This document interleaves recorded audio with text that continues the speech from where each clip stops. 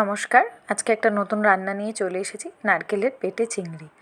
এটা আসলে বরিশালের রান্না। তো এটা আমার একটু অন্যরকমভাবে করা। বরিশালের যে পদ্ধতিতে করা হয় সেরকম পদ্ধতি নয়, এটা একটু অন্যরকম। আমি এখানে সর্ষে বাটা ইউজ করেছি। তো তোমরা আশা করি পুরো ভিডিওটা দেখতে দেখতে দেখতে বুঝতে পারবে যে কীভাবে আমি রান্নাটা করেছি। শুধু আমি এটুকুনি বলতে পারি যে এই নারকেলটা যখন তোমরা বসাবে গ্যাসে, কারণ এখনকার দিনে তো কারোর বাড়িতে মাটির উনুন নেই, তো এটা হচ্ছে সমস্যা। যদি মাটির উনুন থাকে তাহলে খুব ভালো হয়। মাটির উনুনে রান্না করার পর যে আঁচটা থাকে তার মধ্যে এটাকে দিয়ে দিলে সব থেকে ভালো হয়।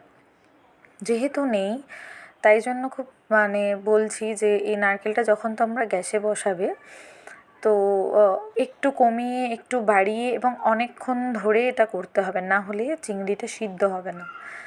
এবং আমি যেটা এখানে করেছি সেটা আমি এখানে দেখাইনি।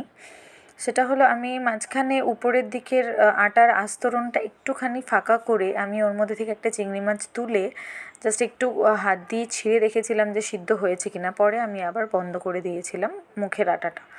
তো তোমরাও এই পদ্ধতিতে দেখতে পারো। রোজ একরকম রান্না খেতে তো ভালো লাগে না, মাঝে মাঝে একটু অন্যরকমভাবে রান্না করলে সবারই ভালো লাগে। আমাকে অবশ্যই তোমরা কমেন্ট বক্সে জানিও যে রেসিপিটা কেমন লাগলো। এই রান্নাটা একদম গরম গরম ভাতে অপূর্ব লাগে খেতে। আমি তো খুব পেটুক, যার জন্য নানা রকমভাবে রান্না করার চেষ্টা করি। তো তোমরাও আমাকে বলো এই রান্নাটা তোমাদের করে কেমন লাগলো। আর যারা বরিশালের বন্ধু আছো তারা তো নিশ্চয়ই জানো, তারা তো জানোই যে কীভাবে এই রান্নাটা হয়, তাদের আলাদা করে কিছু বলার নেই, তারা হয়তো আমার থেকে অনেক বেশি ভালো জানো।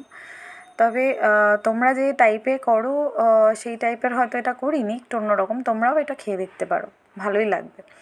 আচ্ছা, যেটা আমি বলিনি সেটা হলো নারকেলের মধ্যে যে জলটা থাকবে সেই জলটা অবশ্যই আলাদা একটা পাত্রে তোমরা ঢেলে রাখবে, কারণ এখানে নারকেলের জল আমাদের লাগবে না। শুধুমাত্র নারকেলের ভেতরে আমরা মাছটাকে দিয়ে জাস্ট মুখটা আটকে ভেতরে ভাপাবো, এবং সেইভাবেই নারকেলের যে নির্যাসটা থাকবে তাতেই এই রান্নাটা হবে। আমাকে কিন্তু প্লিজ কেউ কমেন্ট করতে ভুলো না, এবং বলো অন্তত রান্নাটা করে কেমন লাগলো। Thank you, by.